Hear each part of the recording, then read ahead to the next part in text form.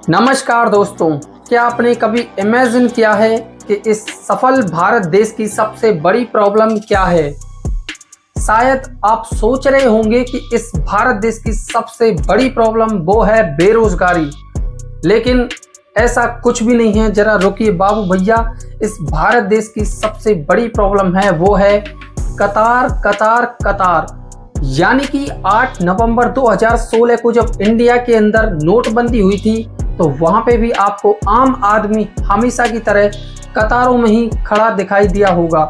अब सिलेंडर लेने जाओगे तो वहां पे भी आपको आम आदमी की तरह कतारों में ही खड़ा होना है। स्टेशन जाओ तो कतार, बस स्टैंड जाओ तो कतार, हॉस्पिटल जाओ तो वहां पे भी आपको कतारों में ही खड़ा होना होगा। अब बात यहीं पे ही नहीं रुकती है, अगर आप स्कूलों में जाओगे तो वहां पे भी बच्चों को कतारों में ही खड़ा किया जाएगा। इस देश में हर नागरिक ने अपनी समस्या का समाधान ओनली इस कतार को ही मान लिया है। इस देश का जीडीपी स्तर इतनी ज्यादा गिर चुका है, इतना तो बरेली के बाजार में झुमका भी नहीं गिरा होगा। ये कहना बिल्कुल भी मुश्किल नहीं है कि जब ये भारत देश एक सोने की चिड़िया के नाम से जाना जाता था, अब ये भारत देश एक कतार मैन देश के भी नाम से जाना जाएगा। सरकार अगर कोई फैसला ले ले तो कतार, अगर महंगाई या नोटबंदी पर कोई मुद्दा छेड़ दे तो कतार, कहीं पे घटना घटित हो जाए तो भी कतार, कहीं देशों में जंग छिड़ जाए तो हमारे देश पर इसका इतना बुरा असर पड़ता है कि हमारे देश में आम आदमी की कतार लगना तो निश्चित है। अब हमारा भारत देश इतना ज़्यादा महान बन चुका है कि आम आदमी आपको हमेशा की तरह कतार में ही खड़ा दिखाई देगा और हमारे देश की पहचान एक कतार के नाम से बन चुकी है।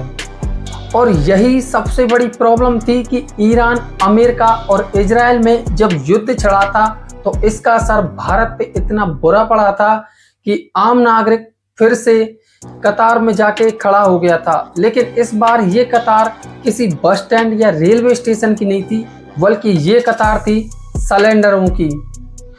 ऐसे मानो जैसे संसद से नरेंद्र गायब और इंडिया से सिलेंडर गायब। लेकिन अब सवाल ये पैदा होता है कि क्या इंडिया के अंदर सब कुछ इसी तरीके से चलता रहेगा?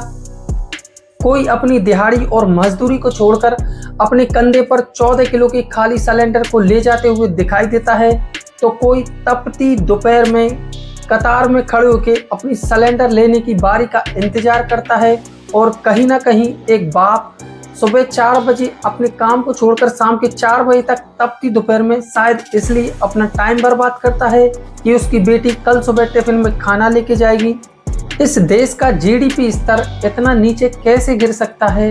लोग पिछले 3 दिन से तपती धूप में सिलेंडर के ऊपर बैठ के भूखे प्यासे अपनी बारी का इंतजार कर रहे हैं। और ये कैसा देश है जहाँ पे सिलेंडर की बुकिंग तो 1 सेकंड में हो जाती है, लेकिन उसको डिलीवर होने में करीब 1 हफ्ता लग जाता है। एक टाइम ऐसा था जिसमें हमने उज्जवल भविष्य योजना के तहत सपना देखा था कि धुआं मुक्त हो जाएगा इंडिया हमारा, लेकिन आज उसी उज्जवल योजना के लिए हर नागरिक को अपनी इज्जत सड़कों पर नीलाम करनी पड़ रही है। बार बार कतारों में जाना पड़ रहा है और वहां पे भीड़ में लगना पड़ रहा है। काफी तेज तपती धूप में उनको परेशान होना पड़ रहा है अपने काम को छोड़कर। लेकिन युद्ध तो दोस्तों ईरान, इजराइल और अमेरिका के बीच में चल रहा है। क्या उनकी मिसाइलों का धमाका हमारे घर के चूल्हों तक जा रहा है? यहाँ तक कि दोस्तों अयोध्या में राम रसोई को भी बंद कर दिया गया है और उस पर आप देखेंगे सामने ही बोर्ड पे लिखा हुआ है कि ईरान, इजराइल और अमेरिका के युद्ध के चलते हुए इसको बंद कर दिया गया है। क्या इंडिया के अंदर जन्म लेना कोई गुनाह है या फिर कतारों में लगना ही हमारी किस्मत है? क्या ये सिलेंडर की भुखमरी हमारे साथ में ही चल रही है या पूरी दुनिया में ही चल रही है?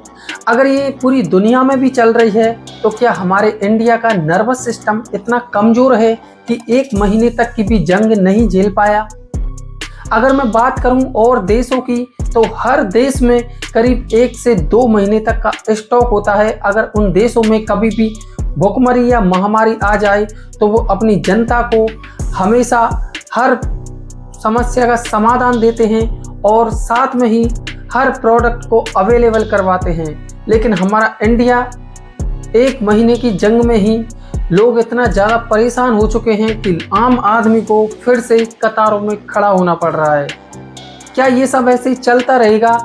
इस भारत देश में पूरे तरीके से काला बाजारी चल रही है। अगर आप कहीं पे सिलेंडर लेने जाओगे तो वहाँ पे आपको लिखा दिखाई देगा बोर्ड पे कि सिलेंडर ख़त्म हो चुके हैं, और जैसे ही रात होगी तो पीछे के दरवाजे से वही सिलेंडर आपको आराम से 2 से 2,500 रुपये में मिल जाएगा।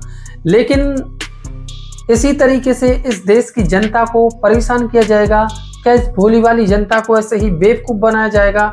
इस जनता का आग्रह है कि सिलेंडर की कमी को जल्दी से पूरा कीजिए और इस देश को आगे बढ़ाने में अपना सहयोग करो और अपना हाथ आगे बढ़ाइए।